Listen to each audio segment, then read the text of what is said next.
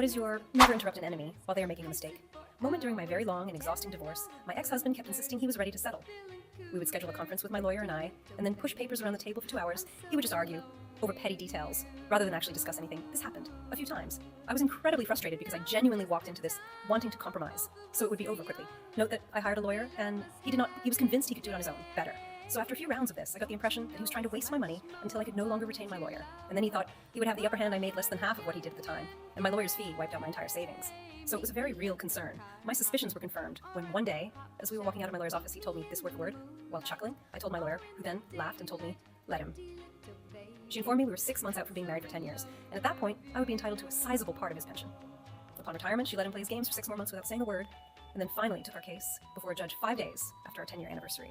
Not only did I get part of his pension, but she also got the judge to order him to pay almost all of my lawyer's fees. The beauty of it was that it was 100% his fault for playing.